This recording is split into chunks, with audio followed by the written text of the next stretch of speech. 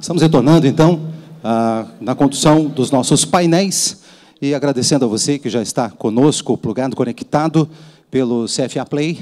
Lembrando que a sua foto, a sua postagem com a hashtag FOGESP 2018 pode, sim, te dar a condição de levar um presente muito especial, preparado com todo carinho para você pelo CFA. E eu gostaria de iniciar, então, o nosso painel, convidando para que venha ao palco, por favor, Jorge Caldeira. Ele é escritor, historiador, também doutor em ciência política pela USP, que já está chegando aqui, e acabou de lançar agora, recentemente, um livro muito especial, e eu queria apresentá-lo. Jorge, seja bem-vindo. Seja bem-vindo, o palco é seu, por favor, fique à vontade, queira se acomodar. Eu estou aqui com o seu livro, um belíssimo volume, com certeza um conteúdo também riquíssimo, a história da riqueza no Brasil, riquíssimo conteúdo em todos os sentidos. 5 séculos de pessoas, costumes e governos. Então, tem aqui um belo livro que está à sua disposição, nós estamos apresentando para você hoje.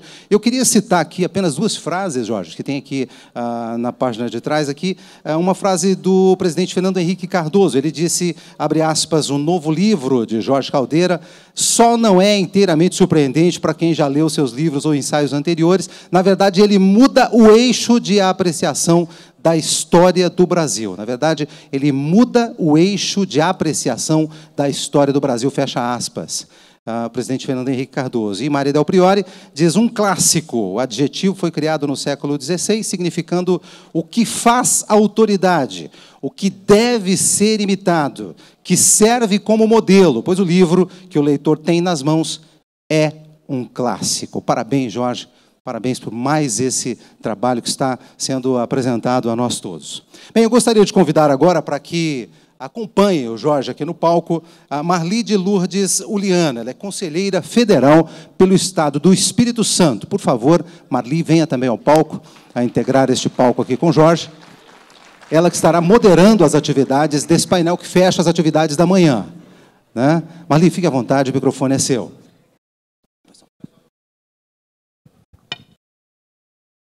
Bom dia ainda a todos, né? Me permitir ficar sentada, dizer que é uma honra recebê-lo. E cada vez que a gente vai discutir o Brasil, é importante que a gente vai entendendo o Brasil, quanto mais a gente conversa. Nós vamos acelerar, vou acelerar essa apresentação, porque, gentilmente, o historiador Jorge Caldeira está conosco, mas ele tem uma agenda bastante apertada e precisa retornar às 15 horas para São Paulo. Então, nós vamos fazer um esforço da gente concentrar os esforços para que o horário possa ser cumprido e ele possa voltar bem, né? Agradecemos muito a sua honrosa presença. Caiu aqui. Obrigada.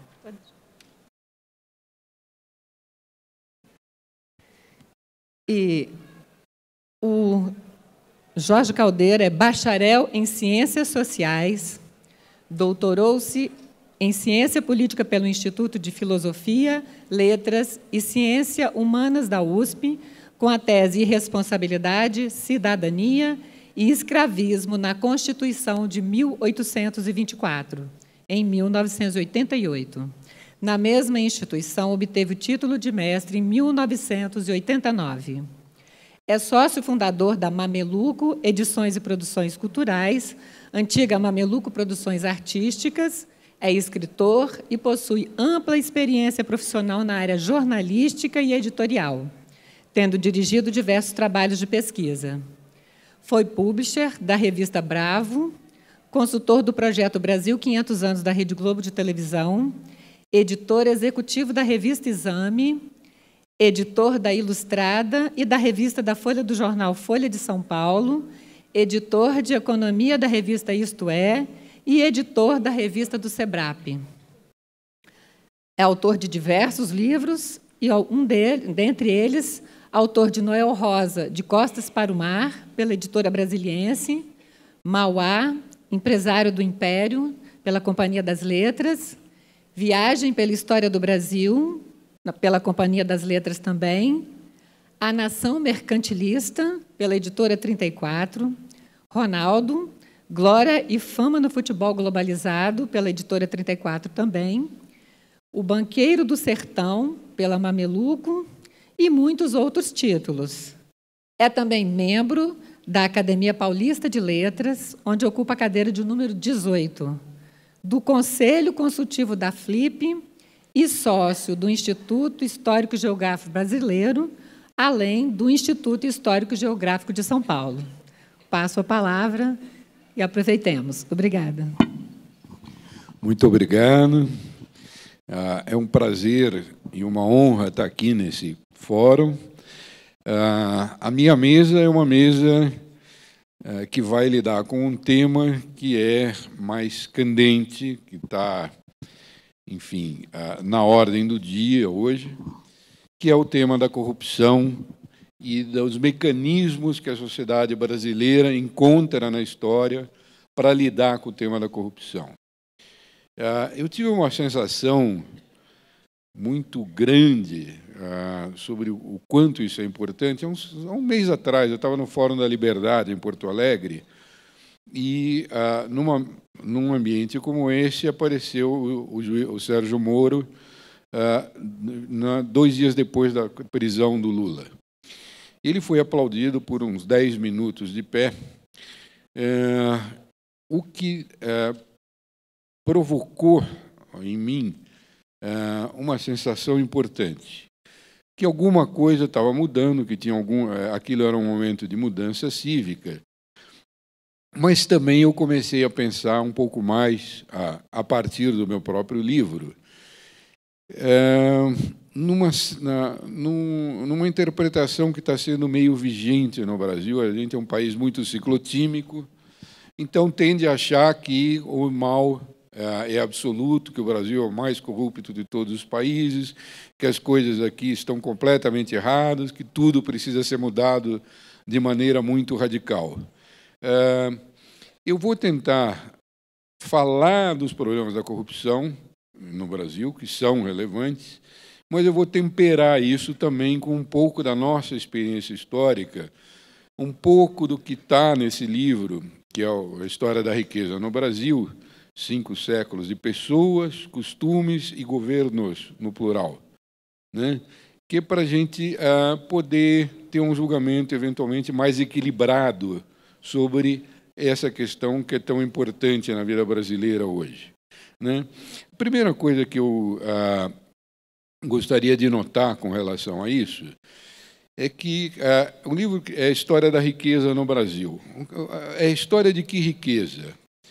É uma construção de 5 séculos, desde os primeiros encontros entre Tupi e portugueses, que resultou no que hoje é a 7ª economia do mundo.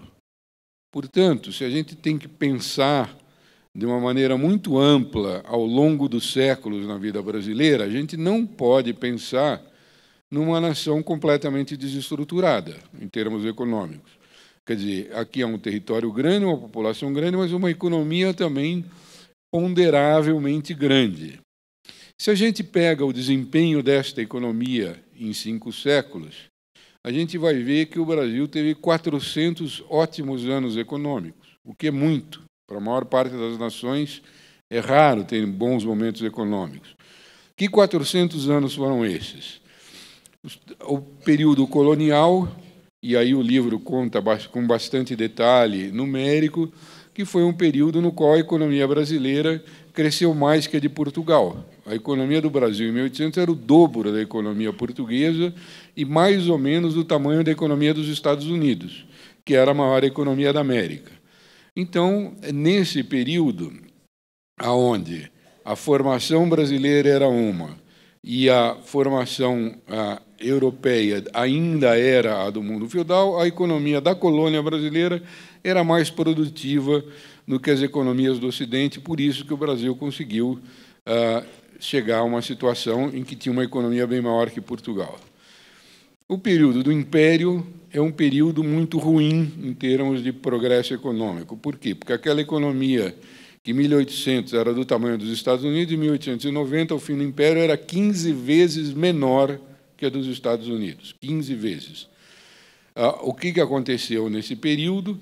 A renda brasileira ficou estagnada, a renda per capita no Brasil era igual em 1820 e 1870, e a renda per capita dos Estados Unidos cresceu muito no período, e da Europa também.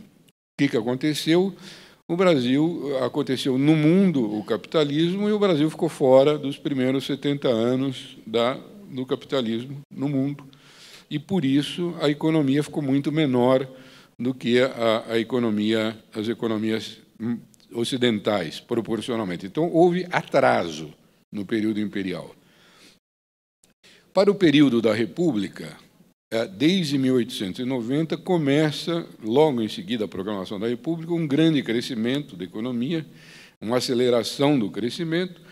Em 1906, a economia do Brasil já crescia em ritmo maior que aquela dos Estados Unidos.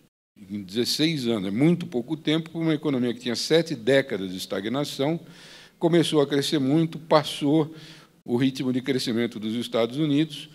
Isso continuou depois da crise de 30, por razões opostas às que permitiram o crescimento anterior. O Brasil cresceu numa era, antes da crise de 29, de economias abertas, e cresceu, depois de 1930, numa era de declínio do comércio internacional, que era o grande motor do crescimento, e crescendo só com o mercado interno brasileiro, portanto, um crescimento com uma economia fechada. Isso fez com que o Brasil, de 1890 à década de 70, fosse a economia que mais cresceu no mundo. Portanto, um desempenho excepcional. Então, nós estamos aqui começando a ver que a estagnação e muito desenvolvimento se alternam e que o Brasil tem bons momentos.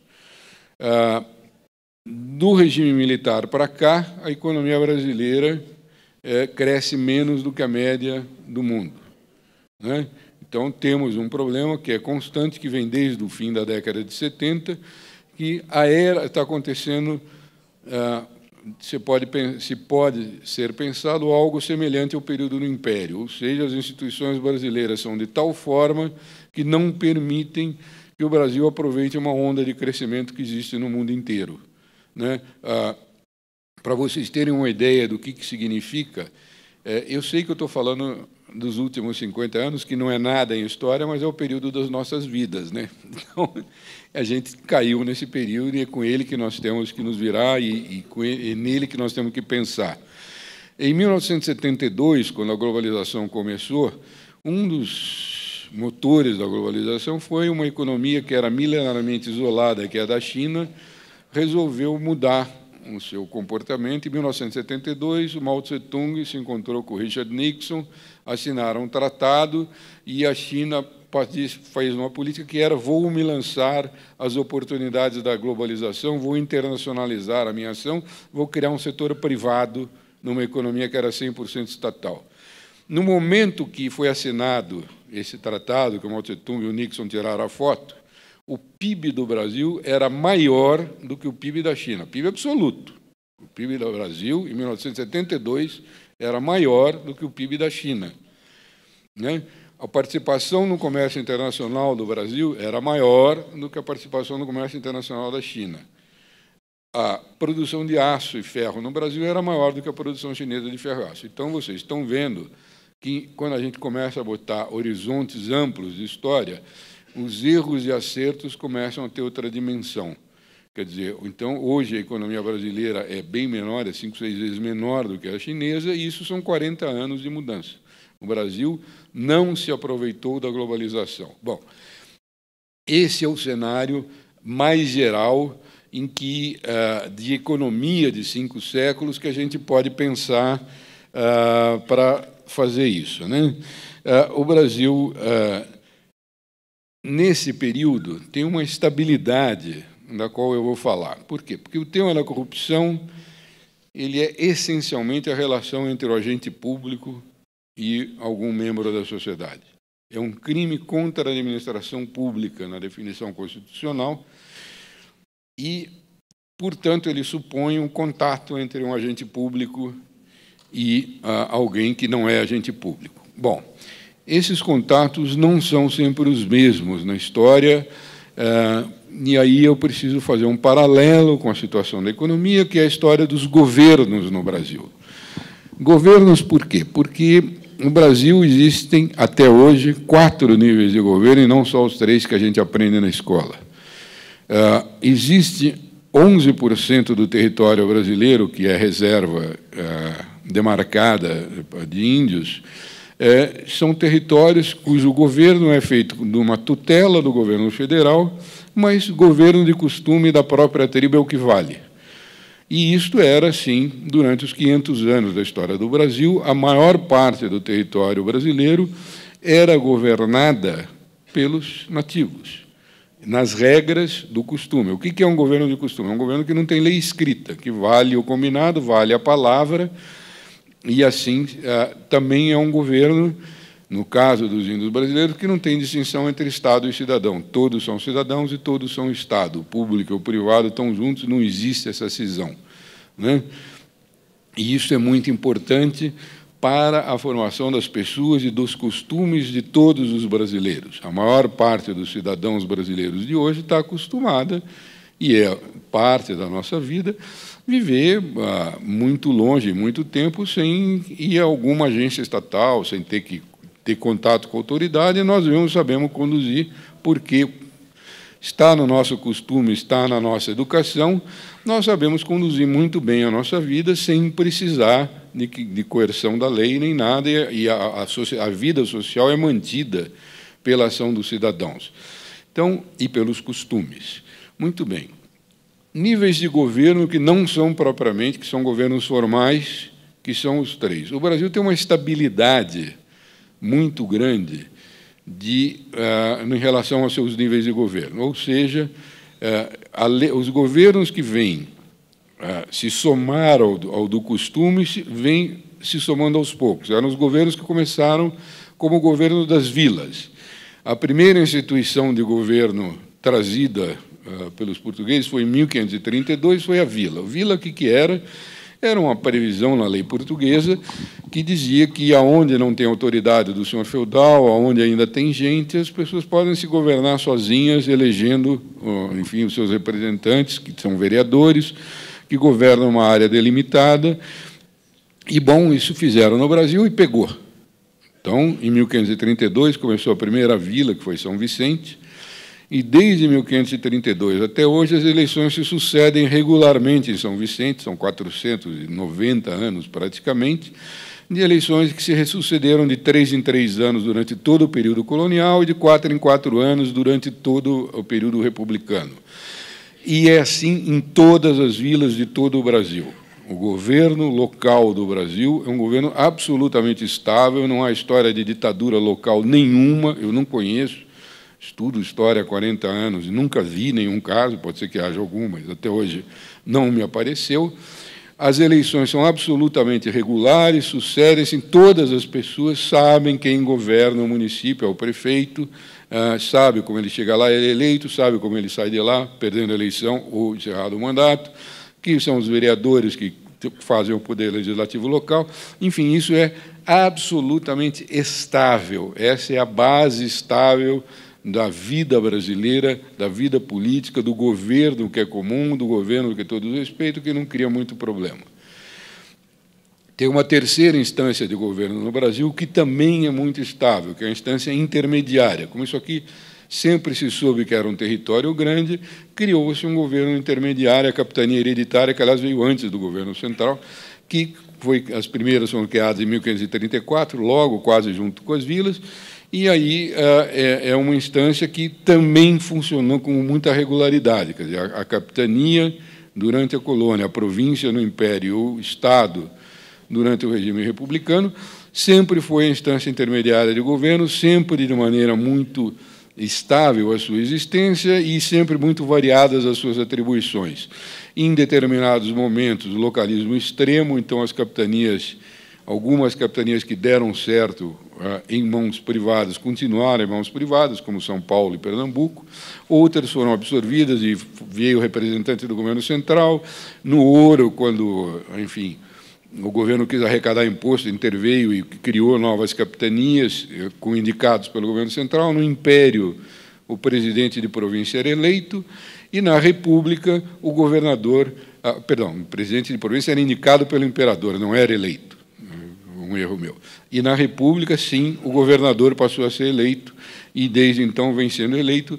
É bastante regular a vida dessa instância intermediária de governo na República, né? E, finalmente, você tem o governo central. O governo central começou como governo geral em 1549, que era uma representação direta do poder monárquico no Brasil, manteve-se com vice-reinado a partir do século XVIII, depois transformou-se no governo imperial, né? Depois no governo republicano com o presidente da República. Esse nível de governo é considerado, da independência para cá, porque quando passamos a ter governo nacional, é bem menos estável na sua estrutura do que as de baixo, do que as estruturas de baixo. É bem menos estável por quê? Primeiro, porque a gente tem alternâncias entre períodos de governos autocráticos no Império ou ditatoriais na República com períodos de democracia. Ambos problemáticos. Quer dizer, os regimes autocráticos, o grau de fracasso é alto. Dom Pedro I renunciou, Dom Pedro II foi deposto, Marechal Deodoro, que foi ditador por 15 dias, foi deposto, Getúlio Vargas foi deposto, e o regime militar conseguiu sobreviver porque criou o mandato presidencial e não era um ditador único. Enfim, não é muito estável. E o período democrático, onde o representante eleito, o presidente da República eleito, governa, também conhece várias instabilidades. Então, eu estou falando tudo isso para a gente começar a entender que é mais sofisticado do que parece o problema da corrupção. Quer dizer, primeiro, porque ele não é igual em todas as instâncias de governo, né?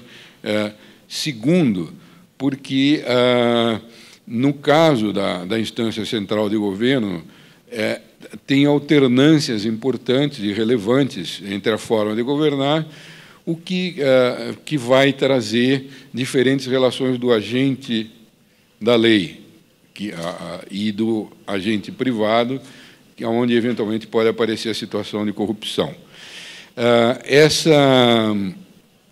Essa situação varia também de acordo com a lei que é aplicada. Então, eu vou aqui fazer um pouco mais, que é a história das leis no Brasil, né, para a gente começar a entender isso. O Brasil teve 3 regimes legais ao longo do tempo, além dos costumes tradicionais dos nativos que permaneceram e dos que vieram depois. O primeiro regime português era das ordenações do reino. As ordenações do reino vieram antes das constituições escritas. E elas não eram feitas, era uma lei de Portugal, era uma lei escrita, mas não era escrita segundo o princípio constitucional de hoje, que você tem que fazer uma lei geral que vale igualmente para todos, supostamente. O que se escrevia nas ordenações do reino era uma compilação da tradição. E o que se chamava de lei naquela época era um decreto razoavelmente particular para os dias de hoje. Então, o que era lá, por exemplo? Numa sociedade que era dividida, como eram as sociedades do antigo regime, entre nobres, clérigos e o povo, a lei era feita segundo o princípio de que a sociedade é um grande corpo, cuja cabeça é o Estado, e os demais participantes da vida social compõem o resto dos membros do corpo. Esse modelo, que existia no século XVI, tinha já no século XVI o nome de modelo corporativo, corporativismo. Então, a palavra que vocês ouvem hoje, corporativismo, é uma palavra de grande tradição, de grande ligação e é uma invenção portuguesa, um pouco espanhola, mas principalmente portuguesa, e era um modo de pensar, legislar e fazer lei que foi muito importante no Brasil, não só no tempo da colônia, porque as ordenações do reino continuaram valendo como lei ordinária enquanto não se votavam os códigos durante o Império e durante a República. O último livro das ordenações que caiu foi quando o Código Civil foi aprovado e começou a vigorar em 1917. Então, nós vivemos durante 4 séculos num grande modelo corporativo de legislar. E esse modelo tem 2 coisas importantes que acho que vocês vão reconhecer, de certa forma, na legislação brasileira de hoje. Em primeiro lugar, o que ele pressupunha? Ele pressupunha, como são diferentes partes do corpo, a lei é a que reconhece a diferença entre uma coisa e outra. Como reconhece a diferença? Então, lá num livro das ordenações, diz que se uma pessoa é nobre, ela só pode ser presa a mando do rei. Se ela é fidalga, ela pode ser presa por um juiz superior. Se ela não é nada, ela pode ser presa de outra maneira e direto para a cadeia. As penas variam de acordo com a qualidade de cada pessoa, com a inserção de cada pessoa no mundo corporativo, né? Então, o princípio é da diferenciação, não é o da igualdade. Não se legislava, naquele tempo, pensando uma lei igual para todas, né? Mas sim em estabelecer diferenças para cada um, que cada um possa usar, que cada um possa aproveitar. Como é que isso foi aplicado no Brasil? Basicamente, só foi aplicado, essa era outra vantagem, como a lei não era para todo mundo, ela tinha uma vantagem que era da flexibilidade. Houve uma decisão desde sempre do governo português de fazer com que no Brasil não houvesse nobreza. Então, só se aplicou o que valia para fidalgos e para o povo, de modo que essa é uma maneira de pensar a lei que cria diferenças, e, quando cria diferenças, a lei nomeia um que recebe um direito adquirido. Vocês já ouviram essa expressão? Essa é uma expressão portuguesa do século XVI. Direito adquirido vem a ser exatamente aquilo que distingue uma pessoa da outra, que uma parte é separada da outra, porque ela era reconhecido como naquele pedaço do corporativismo, né? Essa maneira de legislar faz com que as coisas sejam sempre todas caso a caso, né? As constituições republicanas começaram com o princípio todos são iguais perante a lei, né? Todo o poder emana do povo, e seu nome será exercido, princípios gerais que valem para todo mundo. A maior parte delas, como a legislação ordinária ainda vinha no tempo das ordenações, manteve um monte de coisas que não são gerais. E a nossa Constituição de 1988 esmerou-se em ser uma mistura entre princípios gerais e determinações corporativistas. Eu não vou entrar em detalhes, vocês vão ler lá, tem muito, mas o que é uma determinação corporativista? O meu exemplo padrão é: você vai na disposição transitória, tem lá: o Colégio Pedro II permanecerá na órbita federal e sediado no Rio de Janeiro. Isso é uma isso quer dizer o quê? Está reconhecendo corporativamente que ali a exceção, que o lugar daquele colégio na sociedade é um, e que a lei geral não altera isso, reconhece a exceção, né? Então, aqui se legisla pela regra e se legisla pela exceção. O que gera, a gente sabe mais ou menos o que é uma coisa e o que é outra, mas essa é a tensão na qual campeia hoje em dia a corrupção, né? Porque você fica com muita dificuldade para saber, nessa situação, o que é a lei, se é que se aplica para todos ou que se aplica só para um, né? O que é o preço? É geral e determinado pelo mercado, ou é uma exceção que eu abro porque determinada categoria está em dificuldades, portanto o preço passa a ser administrado? Isso aí é a fronteira móvel entre a ação do Estado e o cidadão, né? Ela é sempre móvel, né? Então ela não é necessariamente respondida com corrupção, né? Mas quando o conflito distributivo passa a permear essa briga entre onde acaba a lei e ela é para todos, onde ela não é que as chances aumentam. Então, isto vamos dizer assim, uma recriação recente na história do Brasil, porque a Constituição de 88 aumentou muito esse tipo de legislação, e aumentou no momento que a globalização campeia. Então, o que acontece? Cria-se muita exceção na economia brasileira e o Brasil vai perdendo as oportunidades do mundo global que exigem regras gerais. A questão no mundo global é que uma empresa precisa saber quais são as regras. Então, e por que precisa saber? Porque não existe mais mercado nacional. O Estado é nacional. O que caracteriza a globalização é que o Estado é nacional e tem que ser, o Estado não se amplia. A não ser que alguém conquiste por guerra ou por alguma coisa, o tamanho do Estado é o mesmo, a área de atuação é o mesmo, o poder dele é sobre determinadas pessoas. Mas a economia funciona globalmente. Ninguém desenha um celular pensando num mercado local. Então, o que o fabricante de celular, e cada vez mais o fabricante de tudo, pensa quando vai fazer alguma coisa? Tem 48 ou 97 estados nacionais diferentes onde eu posso pôr minha fábrica. E eu vou comparar um e outro e vou ver o que é melhor. O Estado Nacional Brasileiro, porque tem esta característica recente, não está funcionando bem. Né? Isso é um desastre? Não, isso não está funcionando bem. Eu vou dar um último exemplo aqui, que é para vocês entenderem como é que no Brasil se sai muito rápido disso. A lei que gerava as empresas, que regulava as empresas no Império, era chamada de Lei dos Entraves. Né?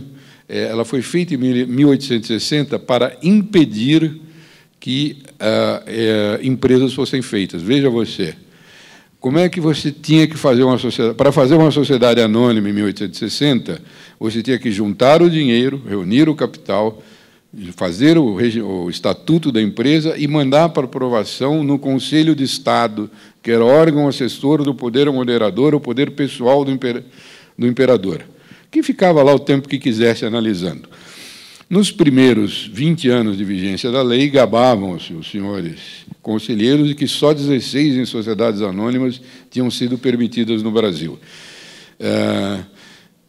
A pressão aumentou, porque o capitalismo se faz com empresa. O Brasil, veja lá, estou falando no Império, o período que o Brasil ficou fora do crescimento. Né?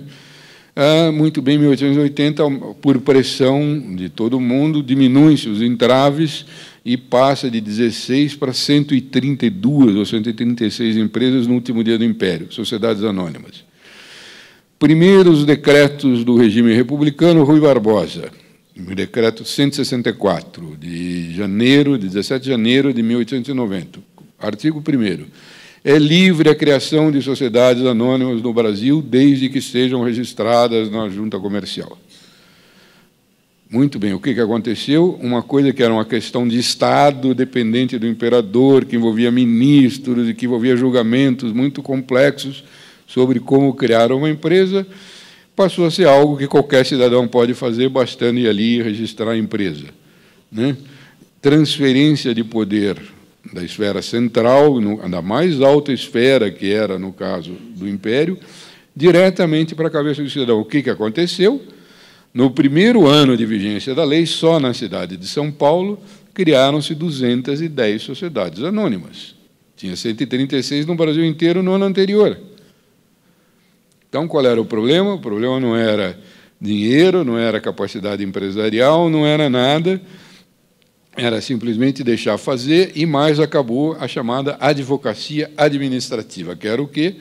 Os caras que iam lá liberar a sociedade anônima no tempo do Império, que tinham que passar o processo, fazer coisa que custava caro, etc. E tal. Então, você vê que, às vezes, as coisas são mais fáceis de resolver do que se pensam. Nesse caso, acabou, inclusive, a corrupção.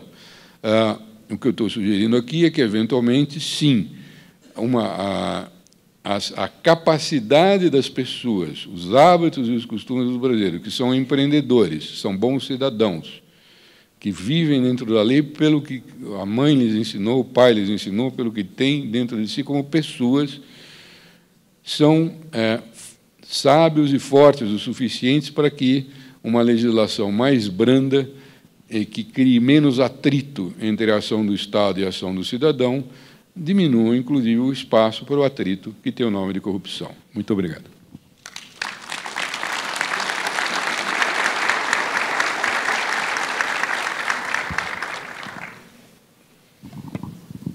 Nós já estamos aqui com várias perguntas e vou tentar agrupá-las, algumas questões aqui que estão recorrentes. Sabemos que a corrupção é um conjunto de ações e de grupos de governança. Como podemos solucionar esse problema, visto que a mudança individual não é totalmente eficaz? A sugestão é que, eventualmente, se a gente tivermos mais confiança entre governantes e governados, para que tudo não seja muito regulado, crie-se um ambiente propício para que se façam coisas boas, sem necessariamente haver a corrupção, que, no fundo, também tem uma relação com a vantagem corporativa. Quer dizer, a corrupção é sempre uma vantagem particular para alguém às custas do Estado e do bem público. Então, a criação de um ambiente onde o interesse público domine se faz confiando no cidadão, confiando que o cidadão quer o bem geral e pode fazê-lo, e que o Estado, como está, aliás, no próprio texto da organização desse seminário, se entender bem a vontade do cidadão, governa melhor e governa com menos atrito. Obrigada. Tem uma outra questão aqui.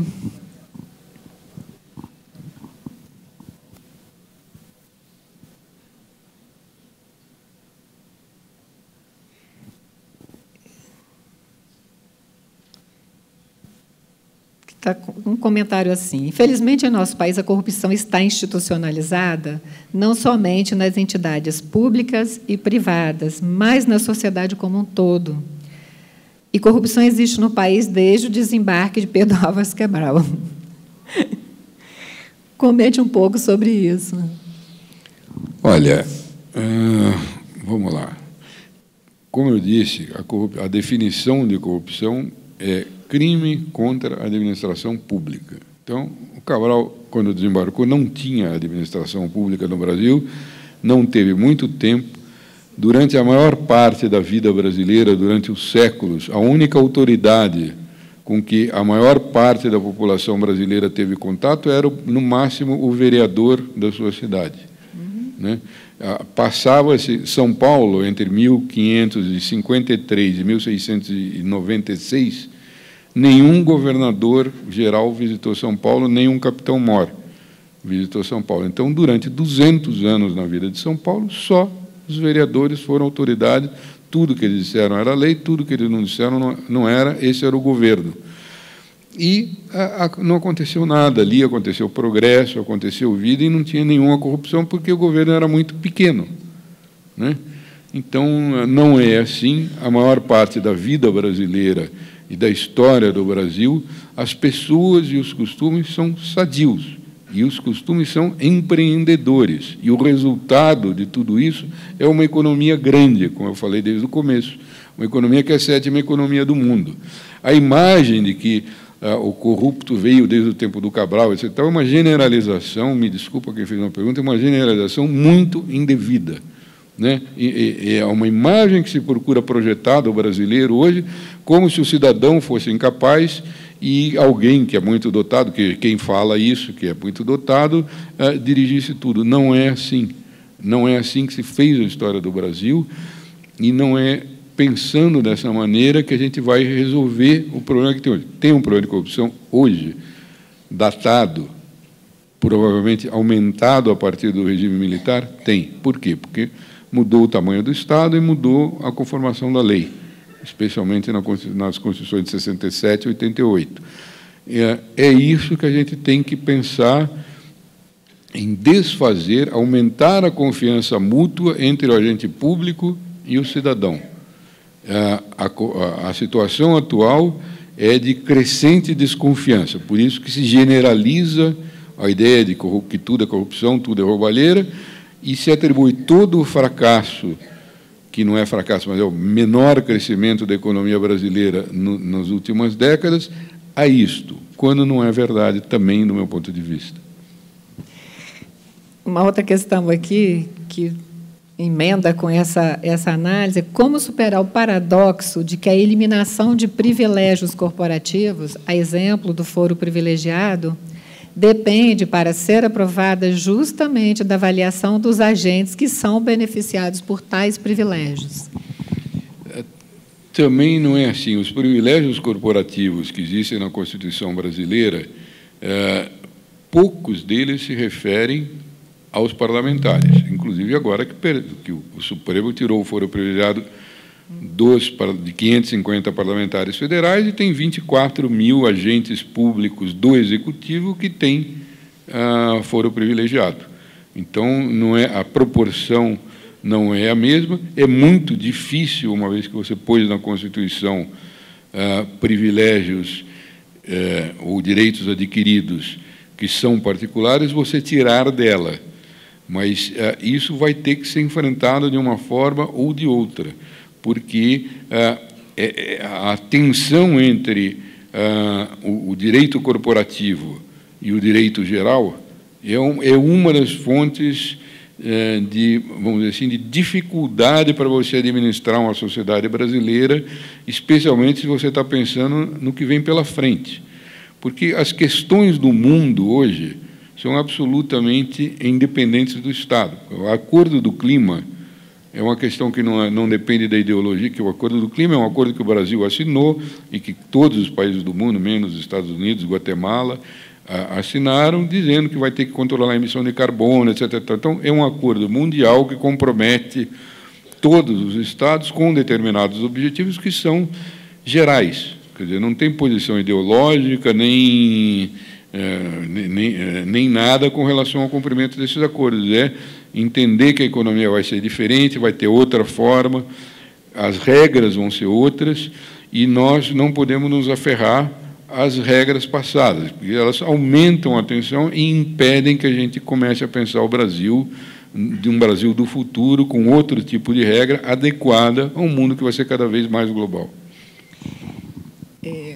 Desde ontem, né, nós vimos debatendo aqui várias questões e, com muita felicidade, a gente vem tendo exemplos. Nós tivemos aqui o caso da Prefeitura de Niterói, hoje de Pelotas, mostrando que é na base da onde o cidadão vive, nasce, vive e morre, que a democracia acontece, e a gente acabou de ter essa sua análise histórica, né, de que é onde sempre a democracia brasileira também imperou com total serenidade e tranquilidade, e a gente vê que é o exemplo do cidadão, onde ele participa, onde ele interage, onde ele exerce efetivamente o seu papel.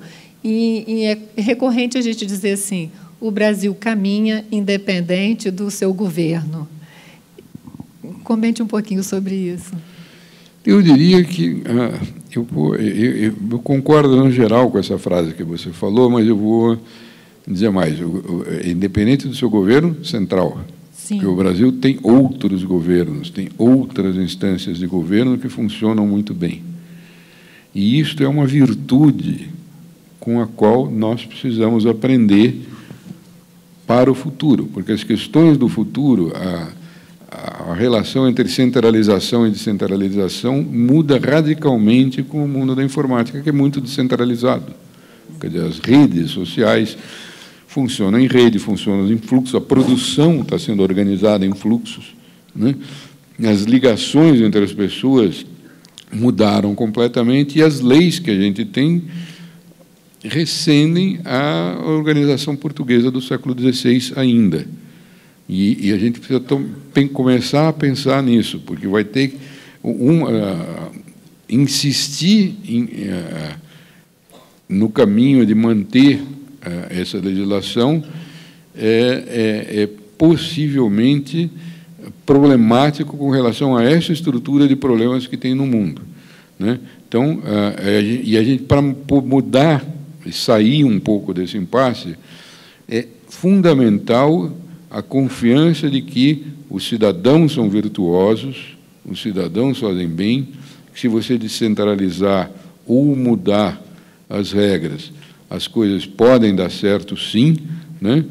E a ideia de que o cidadão brasileiro não presta, que o cidadão não sabe nada, que é mal educado, que é corrupto, é uma venda de serviços paternalistas, que não necessariamente são os melhores serviços, foram muito importantes entre os anos 30 e os anos 70. Por quê? Porque o Brasil estava sozinho, não tinha relação com o comércio mundial estava caindo, e a gente precisava ser mesmo, para dar certo, precisava ser mesmo uma economia fechada numa sociedade que foi fechada pela ação do Estado.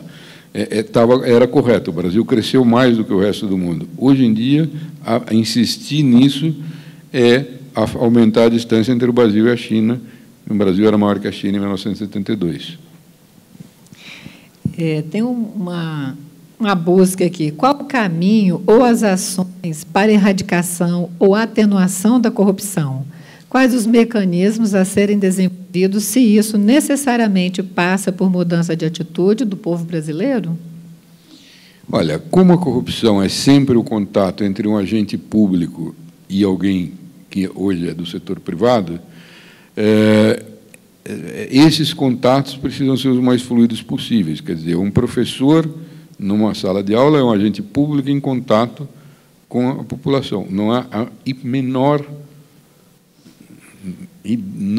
possibilidade de corrupção nessa situação. Ao contrário, ele está se criando virtude. O agente público e os agentes privados estão criando virtude. É preciso que as relações sejam sempre desta natureza virtuosa e não regulamentos que tornam muito difícil a relação e que convidam o suborno ou a vantagem indevida. Obrigada. Tem ainda uma outra questão aqui. O senhor foi perspicaz ao falar sobre a questão da diferença legislativa entre o Brasil e o mundo capitalista. Como o senhor avalia a forma de tratar os casos específicos com leis específicas na visão de tratar diferentes os diferentes? Então, tratar diferente os diferentes é uma expressão também do direito português do século XVI, do direito português e espanhol, chamado fuero juzgo, que é o que queria dizer isso, esse princípio no século XVI. Quer dizer o seguinte, que um nobre tem uma pena pequena e um pobre tem uma pena grande. E é esse o sentido da lei que é feita para cada um. A ideia de que é o contrário, que se você fizer uma lei que o pobre vai ser privilegiado contra o outro, acaba criando um privilégio só. É uma legislação peculiar, é um modo de pensar a lei, que era o modo medieval português, que é adaptado hoje, aparentemente, com a ideia de que assim a gente vai fazer uma legislação progressista. Eu tenho minhas dúvidas de que o emprego desse princípio resulte realmente em justiça e não em mais atrito no funcionamento de relações. A relação entre o cidadão e o Estado deve ser fluida. Por quê? Porque o Estado deve servir o cidadão, né? Então, o cidadão tem uma precedência nessa história e por isso que o Estado tem que ser comedido na sua ação, né? A ideia do antigo regime é que é o contrário. O Estado está acima da sociedade e governa de cima. O imperador está no alto, o poder moderador é a chave do poder e o resto está lá embaixo. A gente tem que mudar essa topografia do governo com relativa urgência, não é só por uma questão de vontade, porque esse é um império da organização da economia no mundo hoje, e o Brasil está ficando fora dele. Acho que uma última pergunta, que nós já estamos com o nosso horário superado. Gostaríamos que o senhor comentasse alguma coisa, que nós estamos no ano eleitoral, e chegam as eleições agora. Aparentemente, tem uma apatia geral dos cidadãos em relação a esse processo eleitoral. E como é que fica a nossa democracia e a questão da corrupção permeando tudo isso? Bom, em primeiro lugar, a eleição é em outubro, então os cidadãos estão agora pensando no que fazer, ver quem é que melhor vai lhes representar. Eventualmente, as pesquisas indicam que a maior parte dos cidadãos brasileiros ainda não tem nem simpatia, que é um primeiro movimento, quanto mais decisão de voto. então é muito cedo para fazer qualquer definição maior com relação a isso. Evidentemente que essas questões todas, esse passado de desvelamento da corrupção, porque o que aconteceu é isso, quer dizer, o que aconteceu é que as instituições funcionaram mais e foram desvelar uma situação anômala. E essa é a novidade. A novidade não é eventualmente ter acontecido outras coisas em outros momentos, é ter acontecido isso nesse, né? E essa é a mudança. De modo que eu comecei lá lembrando os aplausos ao juiz Moro. Tenho a impressão de que esses aplausos significam, de alguma forma, que a população, metaforicamente, a gente pode dizer que a população está atenta a isso e vai escolher também pensando no seu bem, que é viver numa sociedade sem corrupção. Primeiro, dizer que está sendo um grande privilégio a sua presença aqui, a gente debater essas questões todas do país, da gente entender. E gostaria de, mais uma vez, chamar a atenção para esse livro do Jorge Caldeira, História da Riqueza no Brasil, 5 séculos de pessoas, costumes e governos. E eu não tenho dúvida que esse passa a ser um livro de cabeceira para todos nós profissionais da administração e que a gente, entendendo melhor como funciona todo o processo legal e a nossa profissão, como ela se coloca diante da sociedade, a gente pode fazer a grande diferença, sim. Então, mais uma vez, agradecer a sua honrosa participação conosco, estimular esse debate. Eu tenho certeza que todos nós vamos sair daqui pensando um pouco mais no Brasil, com um outro olhar no Brasil, e buscar um pouquinho mais entender as nossas origens, a nossa história, porque é olhando para a história que a gente aprende, que a gente vai construindo e entendendo, porque não é só falar que as coisas não funcionam, né? Não funcionam, mas o que a gente tem de proposição daqui para frente, porque é daqui que a vida segue, né? Muito obrigada. Eu é que agradeço muito a oportunidade de estar aqui, de poder falar, no fundo, com os responsáveis por tocar a vida da relação entre os cidadãos e o Estado no Brasil, né, os administradores.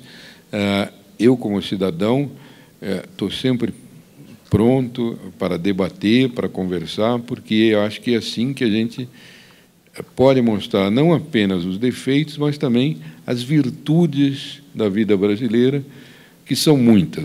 O difícil no Brasil é a gente ser temperado entre as virtudes e os defeitos, ter um julgamento ponderado entre o que é bom no Brasil, que é muita coisa, e o que está errado, que é menos do que o que está bom.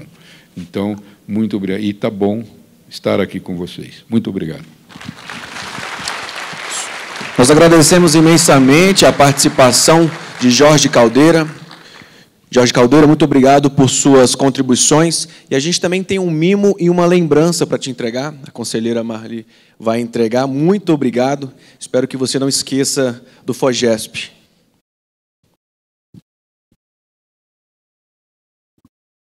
Muito obrigado. Palmas para o Jorge Caldeira.